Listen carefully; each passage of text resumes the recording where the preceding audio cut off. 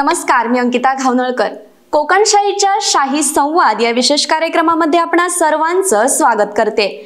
दर्शक हो, आज माझ्या सोबतीनं असं एक व्यक्तिमत्व आहे ज्या व्यक्तिमत्वानं स्वतःच्या कार्यकर्तृत्वानं स्वतःची वेगळी अशी ओळख निर्माण केली आहे, स्वतःचं वेगळं असं अस्तित्व निर्माण केलंय. स्त्री शक्तीचा जागर हा नेमका काय असतो हे सौ लक्ष्मी साईल यांच्याकडे पाहिल्यावर सर्वार्थानं समोर येतं. दर्शक हो, आज माझ्यासोबत पणदूर येथील व्यावसायिक सौ लक्ष्मी साईल या आहेत. मॅडम, सर्वप्रथम आपलं स्वागत आहे.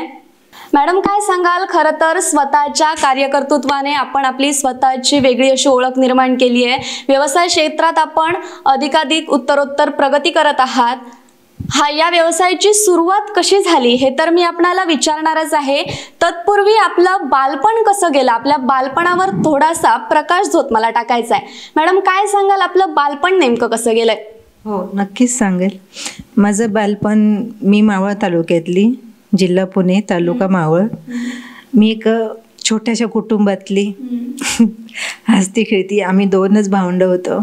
आई माझी धुनी भांडी वगैरे करायची. म्हणजे खूप बिकट परिस्थितीतनं आम्ही दिवस काढले.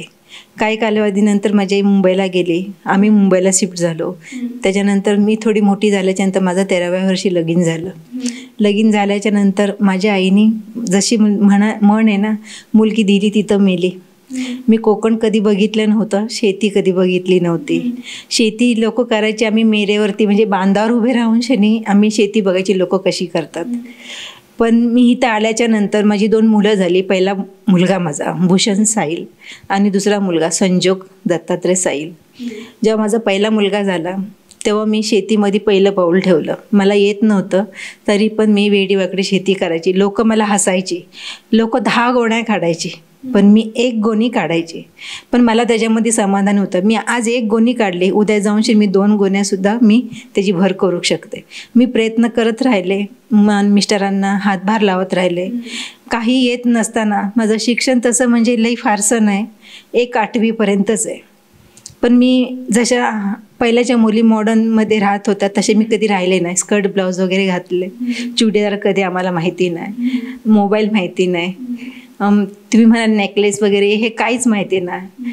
बस मी साध्या सामान्य मुलीसारखी जगत आले. आणि जेव्हा माझी मुलं मोठी व्हायला लागली मी मुलांना चांगलं मार्गदर्शन केलं. माझं शिक्षण झालं नाही पण मी माझ्या मुलांचं कॉलेज वगैरे केलं. माझ्या मोठ्या मुलाला मी माझं कॉलेज त्याचं पूर्ण करून त्याला मी दुबईला पाठवलं. कारण की दुबईला पाठवण्याची संधी त्याला का मिळाली की माझी आई म्हणजे माझ्या आईची धाकटी बहीण. आई माझी नाही आहे पण आईपेक्षा मला खूप करते आणि ती माझ्या मुलांना सुद्धा खूप करते.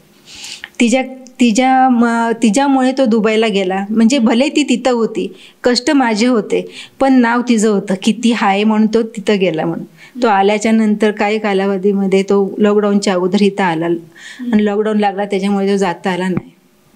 मी हे सगळं करत करत माझा व्यवसाय थोडा थोडा मी पुढं पाठवला. पण माझी मुलं म्हणायची, आई भाजी विकू नको, तू छोटी मोठी कामं करू नको, आम्हाला लोक नावं ठेवतात. मी बोलले, कष्ट तिथं परमेश्वर आहे, कष्ट केले हवे. केले नाही तर तुमचं शिक्षण पुढं होणार नाही. तुम्हाला काय हवं नवं ते देणार नाही कोण. म्हणजे ह्या गावामध्ये कसं होतं, आमच्याकडे एक म्हण आहे मालवणमध्ये, मालवणी लोकांमध्ये, कष्ट केले तर कोणतरी पेज घालताला, कष्ट नाही केलं तर पेजसुद्धा कोण घालूचा नाही. पण मी मुलांना पेज नाही पण त्यांना चांगलं मी खाणंसुद्धा चांगलं आणि शिक्षण सुद्धा चांगलं आणि राहणीसुद्धा चांगली दिली. आज 5 गावामध्ये माझ्या मुलाला ओळखत होते. भले तो कसा होता काय होता, मुलांच्या अंगामध्ये थोडे अवगुण गुण असतातच, नाही असे नाही आहेत. पण आज मी हे जे काही सगळं करते, म्हणजे आज माझा मुलगा ह्या जगामध्ये नाही आहे. तो गेल्या वर्षी 17 जुलैला ऑफ झाला. त्यांनी मला एक म्हणजे कशी उभारी दिली की आई तू हरू नकोस, मी जरी गेलो तरी मी आहे असं समज. तू डगमगलीस तर सगळा संसार डगमगळ. म्हणून मी खंबीरपणे उभी राहिले. लोक हेच म्हणणार, मुलगा गेला म्हणजे संसाराला डिस्ट लागल्यासारखी झाल्यासारखी, पण मी तसं करून दिलं नाही. मी खंबीरपणे उभे राहिले आणि हे जे श्रेय सगळं फक्त मी 2 माणसांना देते. एक माझी आई दुबईला असते ती आणि एक माझे मिस्टर. त्यांनी पावलं पावली माझी साथ दिली. निश्चित मॅडम, खरोखरच आपलं बालपण हे अतिशय बिकट परिस्थितीत गेलंय. मॅडम, नेमकी आपल्या व्यवसायाची सुरुवात कशी झाली? कसं आहे मॅडम माहिती आहे का, मी माझं छोटंसं हॉटेल चालवत असताना माझ्या डोक्यामध्ये विचार आला की माझं दुकान म्हणजे हायवेला आहे, तसा माझा धंदा काही होत नाही आहे व्यवस्थित. पण मला पक्ष्यांचे प्राण्यांची पहिल्यापासून आवड आहे. मी कुक्कुटपालन ह्याच्यासाठी कापून खाण्यासाठी नाही केलेलं, हे माझी आवड म्हणून मी हे केलेलं आहे. भले माझ्याकडनं नेऊन त्यांना कोणी काय केलं, कापून खाऊ दे नाही तर पाळू दे, त्याचा मला काही प्रश्न नाही. पण ही माझी आवड म्हणून मी हे कुक्कुटपालनचं सुरुवात केली.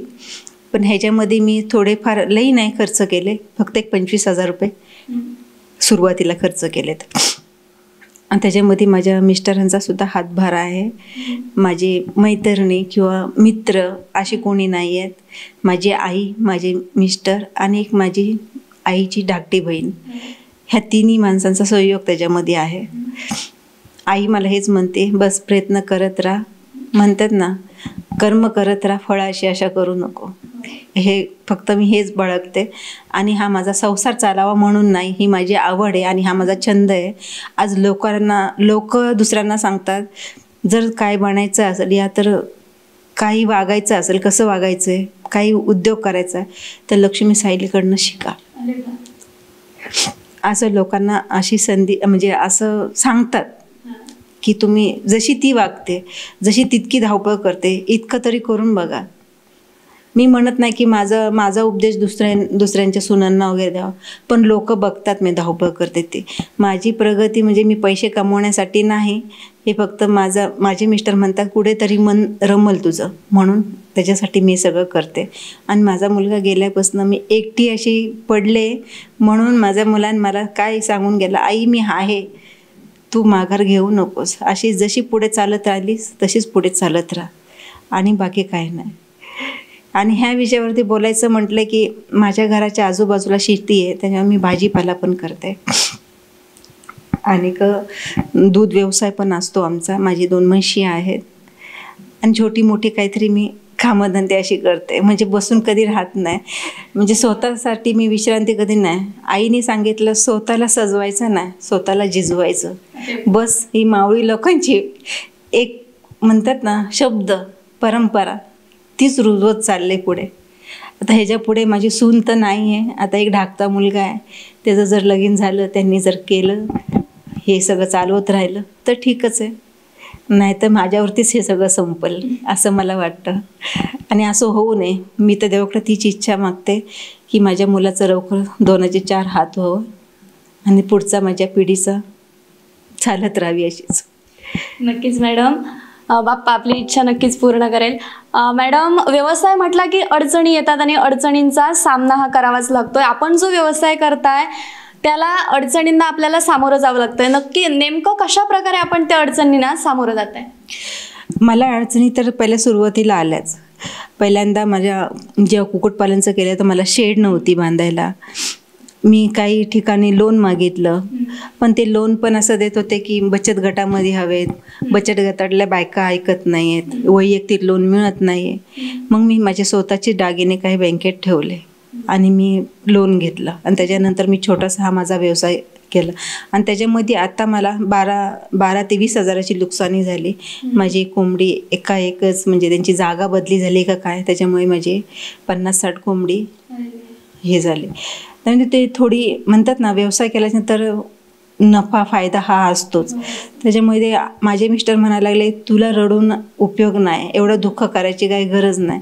हे असं होतं व्यवसायामध्ये, धंद्यामध्ये होतं, वर चढ उतर चढ होतेच राहते. त्याच्यामध्ये काही विचार करू नकोस, आज कमी झालेत ना उद्या जास्ती येतील, त्याच्यापेक्षा तू थोडं जास्ती लक्ष दे. मला स्वतःकडे बघायला मला वेळ नसतो. मी सकाळी 5:30ला जी उठते, संध्याकाळी रात्री 11-12च्या दरम्यान मी झोपते. माझे उठल्यापासून 5:30 वाजल्यापासून माझा दिवस सुरू होतो. तुम्ही म्हणाल मला आरशामध्ये 5 मिनटं असं बघा, म्हणजे आताच्या बायका वगैरे 5 मिनटं आरशाकडे उभे राहून स्वतःला निहाळतात, तीसुद्धा माझ्याकडे वेळ नसतो. आणि आता ती संधीचं मी गमवली, माझा मुलगा गेला म्हणून मी ती संधी गमवलेली आरशात बघण्याची. बस आता मी पुढचं आयुष्य कसं जाईल ह्याच्याकडं माझं लक्ष असतं. आणि माझं जे आयुष्य आहे ते माझ्या मुलाला, माझ्या मिस्टरांना आणि माझ्या आईला आणि माझे मैत्री किंवा मित्र कोण असतील त्यांना लागो. मी सगळ्यांना देवाचरणी हीच प्रार्थना करते, सगळ्यांना उदंड आयुष्य देवो. नक्कीच मॅडम, अडचणींचा सामना तर झालाच, पण आपला हा व्यवसाय जो चालू आहे तो अधिक वृद्धिंगत व्हावा यासाठी आपण कशा पद्धतीनं प्रयत्न करताय? माझा हा व्यवसाय पुढे वाढावा म्हणून मी प्रयत्न करतेच आहे. आता बघू, मी ग्रामपंचायतीकडे शेड्स 200 पिल्लांची शेडसाठी मी अर्ज देणार आहे. तो जर यशस्वी झाला तर मी पुढे आणखीन थोडं प्रगती करेल त्याच्यामध्ये. म्हणजे थोडीशी माझ्याकडं तर होईल, पण इतरांनी मला हातभार जर लावला किंवा मदतीचा हात पुढे केला तर मी नक्की तो हात धरेल. अशी माझे मिस्टर पण मला बोलले की तू जगाकडे हात पसरण्यापेक्षा स्वतःचं कष्ट कर. स्वतः कष्ट केल्याशिवाय तुला कोणी काही देणार नाही आहे. आज जरी शासकीय योजना जरी असतील त्याच्यासाठी प्रयत्न खूप करावे लागतात. किती तुला कागदपत्र जमा करावं लागतील, त्याच्यासाठी तू महिना 1.5 महिना घालवण्यापेक्षा तू 1.5 महिना काहीतरी दुसरं कर, त्याच्यामधनं पैसे मिळव आणि तुझी प्रगती पुढे कर. बाकी तर मला कोणाकडची आशा नाही. आणि माझी जरी आई असली किंवा माझे मिस्टर जरी असले तरी मी माझ्या स्वतःच्या ह्याने मी माझं दुकान वगैरे चालवते. माझी पोल्ट्रीचं मी माझ्या स्वतःच्या ह्यानं चालवते. आज आई माझी बाहेरगावी आहे किंवा माझे मिस्टर चांगले उद्योग म्हणायच्या ऐवजी आमचा स्वतःचा बिझनेस म्हणजे प्लंबिंगचा व्यवसाय, त्याच्यामधनं जे काही पैसे मिळतात ते त्यांच्या व्यवसायाला लागतात. घर परपंच चालतो. मी माझ्या व्यवसायाला त्यांचे पैसे घेऊन लावू शकत नाही. ते म्हणणार की तू चालवतेस ना, मग तूच बघ. म्हणून मी त्यांच्याकडचे पैसे घेत नाही. ते मला म्हणतात की तू व्यवसाय करतेस ना संगीता, ह्याच्यामध्ये तुला प्रगती नक्की मिळेल. तू थोडं कर, एकदम जे हाव मारू नकोस. म्हणजे मी एकदम करीन आणि मोठे होईल असं नाही होणार आहे. ह्याच्यामधनं तुला जर कधी गरज वाटली त्याच्यासाठी मी नेहमी तुझ्या पाठीशी आहे. पण जोपर्यंत आता जे चालले रुटीन ते चालू ठेव. आणि माझी इच्छा आहे की मी मोठी पोल्ट्री खोलावी. ही जसं मला जर कधी अशी संधी मिळाली, मला शासकीय योजनांना असा कधी लाभ मिळाला तर मी नक्की ती पुढे करेल. आणि मला पक्ष्यांची म्हणजे आज मी नुसते हे जे काय म्हणतात ते कोंबड्यांचाच व्यवसाय नाही, ते बटर पालन म्हणून एक नवीन पक्षी आलेत. मी त्याचासुद्धा व्यवसाय करते. आपल्याकडे कोकणाकडे चालत नाही म्हणतात, पण ते बटर पालनचं जे मटण जे असतं ते माणसाच्या आजारावरती उपयोगी येतं. तर त्याचा व्यवसाय मला करायचा. मला ती एक इच्छा आहे माझी की मी लई नाही आणले तर 100-200 पिल्लं तरी मी त्याची नक्की करेल. म्हणजे इथं आपल्याकडं बघेल प्रयत्न करून की आपल्याकडे जातात का नाही. आज मी केलं तर दुसऱ्यांना पण त्यांना आवड वाटेल की ह्यांनी आणलं म्हणजे आम्ही का नको आणूया. कोंबडी तर सगळीच पाळतात, पोल्ट्री तर सगळीच खोलतात, तर म्हटलं नवीन काहीतरी. आता एक 15-20 दिवसामध्ये ते बटर पॅलनचं त्यांच्याशी मी कॉन्टॅक्ट केलेलं आहे. मला 100-200 पिल्लं त्यांनी पाठवणार आहे. ते आधी मला बोलले की तुम्हाला जर 200 पिल्लं घ्यायची असेल ना तर तुम्ही 100 पिल्लं घ्या आणि 100 अंडे घ्या. आणि ती जी मशीन उभवण्याची काम ती फीचर म्हणतात ते करतात. ते मशीन घ्या आणि तुम्ही अंडी उभं, आम्ही अंडी तुम्हाला पार्सल करतो म्हणून ह्याच्यामध्ये कुरिअरने. तर म्हटले ती झंझट आधी नको. पहिले आमच्याकडे त्याचं कोंबड्यांसारखं होतात का, आमच्याकडे हवामान तसा बरा आहे. म्हणजे कोंबडी वगैरे सुदृढ होतात, त्यांना जास्ती औषधांची गरज लागत नाही. आणि आमच्याकडे वातावरण कसं थंड आहे ना, डोंगराचं वातावरण आहे, त्याच्यामुळे उष्णता वगैरे ही कमी. थंडीत एक वेळेस कोंबडी मरतील पण उष्णतेच्या टायमाला कोंबडी जास्ती मरणार नाही. कारण की डोंगराचं वातावरण आहे, नदी जवळ आहे आणि शेळीची बाजूला जवळ आहे, म्हणजे थंडावा आहे भरपूर. जसं आमच्याकडे चांगलं आहे म्हणून त्यांना मी बोलले की मला 100-200 पिल्ला तुम्ही स्फोट करा म्हणून पाठवून द्या. म्हणजे मी ती आधी सुरुवात करून बघते, वाढली व्यवस्थित झाली तर मग मी पुढचा व्यवसाय वाढवेल. कुक्कुटपालन हे सगळ्यांचे आज घरोघरी, मी नाही म्हणायला गेले तर घरोघरी बघते. 10-12 घरं सोडल्याच्या नंतर कोणाकडे तरी पोल्ट्रीचा हा व्यवसाय आहेच आहे. पण हा माझा छंद आहे. म्हणजे कोंबडी ही माझ्याकडे आहे. माझ्याकडे आता 15 ते 20 मांजरं आहेत, 3-1 कुत्री आहेत, म्हशी आहेत. म्हणजे मला प्राण्यांचा आवड आहे म्हणून मी हे पोल्ट्रीचं केलं. ह्याच्यामध्ये धावपळ माझी होती, हाडाची काढं होतात, पण मी प्रयत्न करते. माझे मिस्टर बोलते, सगळे म्हणतात तुम्ही 3 माणसं घरामध्ये, मग एवढी धावपळ कशाला. पण हा पैशाचा विषय नाही आहे, हा आवडीचा विषय. आवडीमधनंच जर मला जर प्रगती पुढे मिळत असेल ती देवाची कृपा. म्हणून मी ही आवड पण जपते आणि प्रगतीकडे थोडं लक्ष देते. बाकी विषय दुसरा काही नाही आहे. माझा हा शेतीचा पण, मी मावळ तालुक्यातली असल्यामुळे आमच्याकडं पाण्याची टंचाई येते. आमच्याकडे कांदा बटाटा जास्ती होतं, भाजीपाला, फुलबागा आहेत. ही या साईडला मला बघून आवडते. म्हणजे माझ्या घराच्या आजूबाजूला फुलझाडं, बागायतीमध्ये हवी ती मी भाजी करते. पालक, मुळा, जी पाहिजे हवी ती. लोक माझ्याकडनं आवडीने येतात बघायला की काय भाजीपाला केला, वाली बिलीपासून सगळे. मी 5:30ला दुकानात आले की माझा अर्धा तास म्हणजे परड्यात जातो. भाजी कुठच्या आल्यात, कुठच्या नाही आल्यात. परत त्या सकाळी रात्री काढायच्या, 12 वाजता त्या जुड्या बांधायच्या आणि सकाळी 6 वाजता नेऊन मी घरोघरी भाजी देते. आज मला कोणी पॉशमध्ये राहताना जरी बघितली ना तरी मी हा सगळा व्यवसाय करते. म्हणजे मी माझ्या स्वतःच्या प्रकृतीकडे कमी आणि कामाकडे जास्ती माझं लक्ष असतं. 12 वाजेपर्यंत त्या लोक TV वगैरे बघतात, मोबाईलवरती असतात. मी रात्रीच्या भाज्या धुवून शेणे त्या रात्रीच्या जुड्या बांधते. सकाळी 6 वाजता उठून गाडी घेऊन मी प्रत्येकाच्या घरी भाजी भगवून येते. 8:30ला मी दुकानात येते. दुकानात आल्याच्या नंतर पुढचा नाश्ता 10-10:30पर्यंत, 10-10:30च्या नंतर नाश्ता झाल्याच्या नंतर 12 वाजता जेवणाची सुरुवात. निदान 10 ताटं नाही आली तर 5 ताटं तर येतील. आमची 4 ताटं आणि 5 ताटं दुसरी असतात. त्याच्यामुळे हा वेळ माझा त्याच्यातच निघून जातो. 5:30ला परत माझ्या पोल्ट्रीमध्ये वेळ जातो आणि त्याच्यानंतर 8-8:30ला माझं जेवण. परत ती रुटीन चालूच आहे.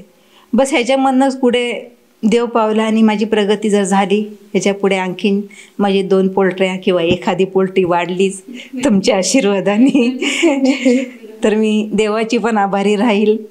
आणि माझ्या पाठीमागं कोणाचा हात तर नाही आहे. बस माझ्या आईचे आशीर्वाद, माझा मुलगा, माझे मिस्टर ह्यांची साथ घेऊन मी पुढे चाललेली आहे. बाकी लोकांकडे माझी कोणाकडे इच्छा नाही आहे. मी काही कालावधीमध्ये मी राजकारणात पण थोडीफार होते. थोडासा अनुभव पण आहे, कामाचाही अनुभव आहे. माझा शिक्षण कमी आहे, पण असं म्हणायचं नाही की शिक्षण नाही म्हणून की राजकारणात जाऊ नये, की शिक्षण नाही म्हणून एखाद्या पदावर जाऊ नये. आजकाल चाय विकणारी लोकंसुद्धा चांगल्या पदावरती आहेत. तर आमच्यासारखे 8वी-9वी शिकणाऱ्या माणसांना का नको? अनुभव तर आहेच ना. जगाचा अनुभव हा सगळ्यात मोठा अनुभव. परिस्थिती माणसाला सगळं शिकवून जाते. आज आम्ही जे काय शिकलो, मी जे काय शिकले, हे मला कोणी शिकवलं ना, ही मला परिस्थितीने सगळं शिकवलं. सासू तर आमची इतकी कणखर होती. तिने सांगितलं, मावळ तालुक्यातली तू मुलगी काळी दिसते, आमच्याकडे मालवणमध्ये चालणार नाही. त्यावेळेस बोलले की तुला माझ्या मुलांनी जर लग्न केलं असतं, आम्ही मुलगा तर आम्हाला हुंडा मिळाला असता. पण आज आमच्या 70 ते 80 कुटुंब, म्हणजे काय असतील ती कुटुंब, भरपूर कुटुंब आहेत आमच्या घरामध्ये. त्याच्यामध्ये आमच्या एवढ्या कडक कुटुंबामध्ये मी वागले, एवढ्या मोठ्या कुटुंबात राहिले. आत्ताची लोक नाही राहणार, आत्ताच्या मुली नाही राहणार. आत्ताचा मुलगा म्हणणार की मी माझ्या बायकोला घेऊन बाजूला राहतो, पण आमचे मिस्टर आईकडं कधी वाकडे शब्दांनी बोलणार सुद्धा नाही आणि बाबांकडे सुद्धा वाकड्या शब्दांनी बोलणार नाही. म्हणजे बायकोचं कधीच ऐकलं त्यांनी. म्हणजे सगळ्यांना मोठा मान दिला. ज्या काही चुका काढल्या त्या बायकोच्या काढल्या तरी चालतील, अशी परिस्थिती होती. काय घालं मी अशा खूप बिकट परिस्थितीतनं संसारामध्ये पण मी खूप खाचखळगे भोगले. लहान वयाची होते त्यावेळेस पण खाचखळगे खूप भोगले. म्हणजे स्वतःसाठी असा कधी वेळ मिळाला नाही. मी 8वी-9वी झाल्याच्या नंतर स्वतःच्या पायावरती उभी राहिले. आईसुद्धा म्हणायची, ही माझी मुलगी नाही, हा माझा मुलगा आहे. मुलगा कमी सांभाळायचा, पण मी मुलगी म्हणून मी आई तिकडे असायची, पण मी आईला इथनं सांभाळायची. एवढं कष्ट करून मी आईला पेन्शन पाठवायची. पण आई माझी दुर्दैवी लई वर्ष नाही राहिली, 1-2 वर्षातच त्या गेल्या. त्याच्यामुळे मी पण सध्या पोरखीच झाले. आई म्हणजे आता म्हणाल की आई आहे आणि आई गेली म्हणून सांगतात, ही आई आहे, ही आईची माझी बहीण आहे. पण आईपेक्षा पण मला जास्ती जीव लावते. म्हणजे म्हणतात ना, आई मरो आणि मावशी जगो. हिला मावशी नाही म्हणत, हिला आईच म्हणते मी. आणि सगळेजण हिला माझी आईच समजतात. पण देणं घेणं लांब राहिलं, पण प्रेमळ आपुलकीपणा हा माणसाचा जिव्हाळा, हीच माणसाचा सगळी संपत्ती असते. पैसा हा संगती जात नाही, प्रॉफिट ही संगती जात नाही. आणि मी हेच धरून चाललेली आहे. आयुष्यामध्ये जे काय कमवायचं असेल ना, माणुसकी 4 शब्द गोडीचे कमवा. आज माझा मुलगा गेला, त्याच्याकडे भरपूर काय होतं, पण सगळं सोडून गेला तो इथं.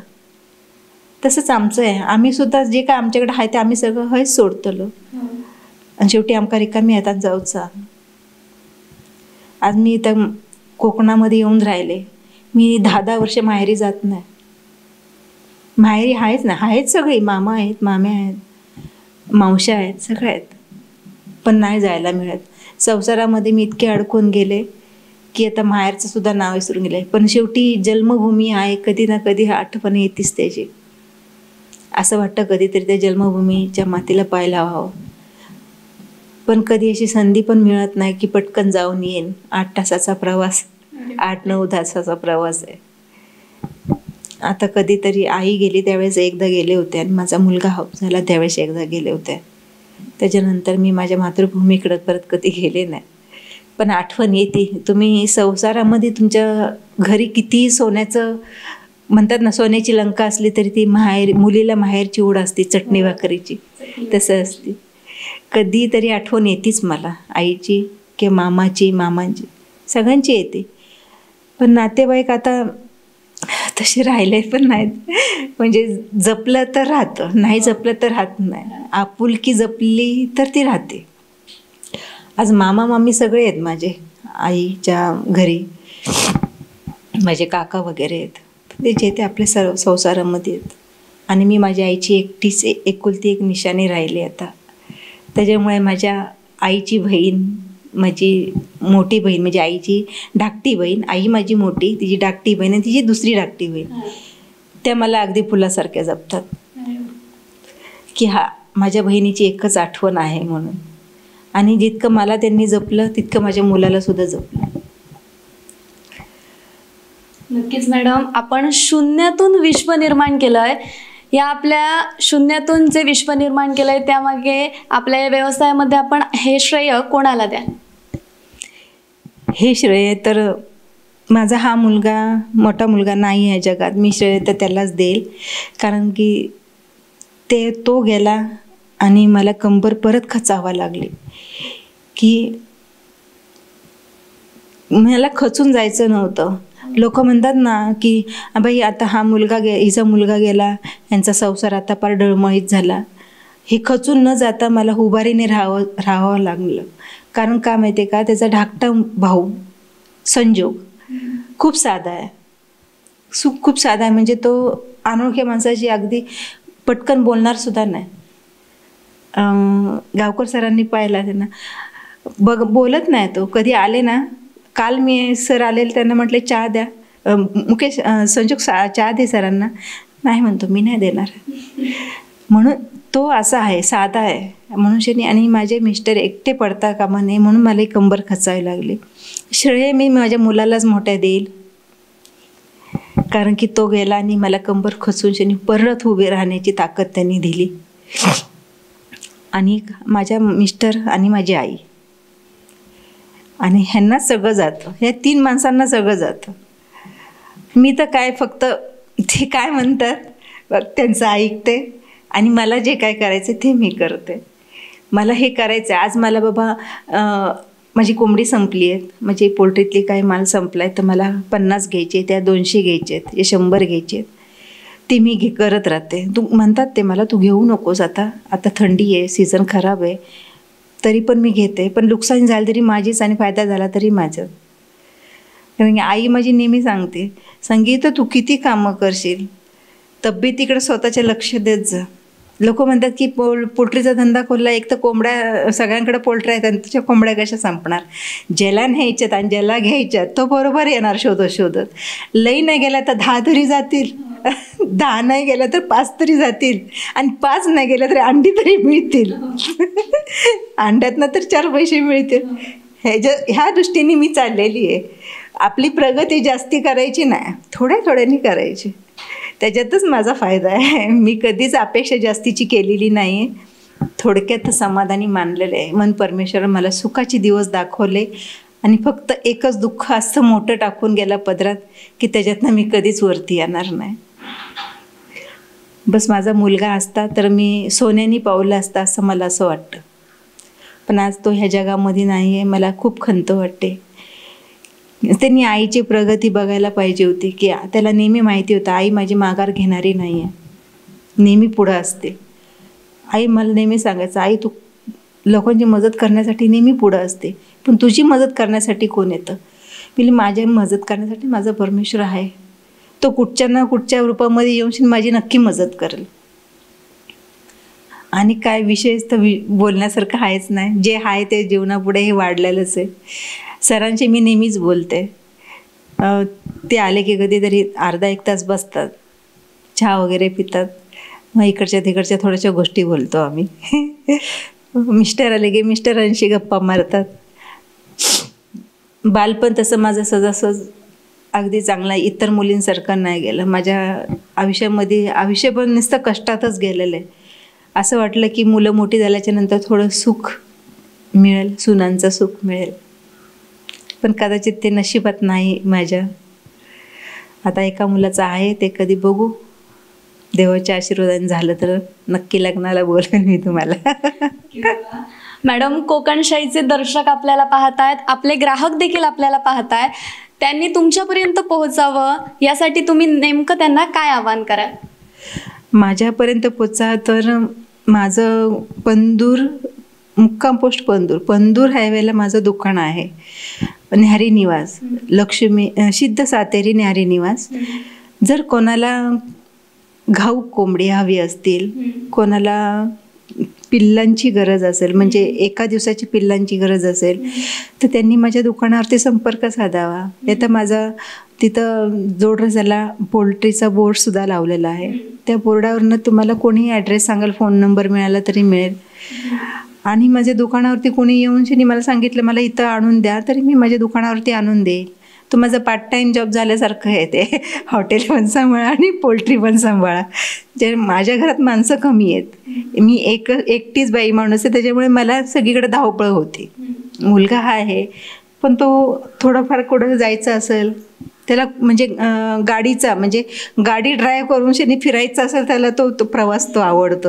त्याला म्हणजे दुसरीकडं कुठं असं चालत जाणं वगैरे त्याला ते जमत नाही, कोणाशी बोलायला आवडत नाही. त्याला फक्त एकट्याला असं फिरायला आवडतं. त्याची मदत म्हणजे थोडीफार असते मला. जास्तीत जास्त मुलांची आहेच आहे, मिस्टरांची पण आहे, आईची पण आहे, मावशांची पण आहे, आणि सगळ्यात आधार म्हणजे माझ्या मोठ्या मुलाचा मला आहे. तो ह्या जगात नसला तरी मला त्याचे आशीर्वाद, त्याचे चांगले गुण माझ्याजवळ आहेत. सोडून गेलाय ते माझ्यासाठी. तर दर्शक हो, आता आपल्यासोबत जे व्यक्तिमत्व होतं ते म्हणजे सौ लक्ष्मी दत्तात्रय साईल. शून्यातून विश्व कसं निर्माण करायचं याचं उत्तम उदाहरण म्हणजे सौ लक्ष्मी दत्तात्रय साईल. अतिशय बिकट परिस्थितीतून त्यांनी यशापर्यंत जात यशाचं शिखर गाठत आपलं वेगळं असं अस्तित्व निर्माण केलंय, आपली वेगळी अशी ओळख निर्माण केली, आणि मुख्य म्हणजे त्यांनी सर्व महिलांसमोर एक नवीन आदर्श उभा केलाय. त्या आता आपल्यासोबत होत्या.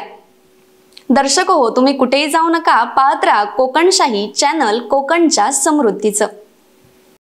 असे नवनवीन व्हिडिओ पाहण्यासाठी कोकणशाहीचं यूट्यूब चॅनल सबस्क्राईब करा व बेल बटन प्रेस करा. तसेच फेसबुक पेज लाईक करा आणि इंस्टाग्राम पेज व ट्विटर पेजला फॉलो करायला विसरू नका.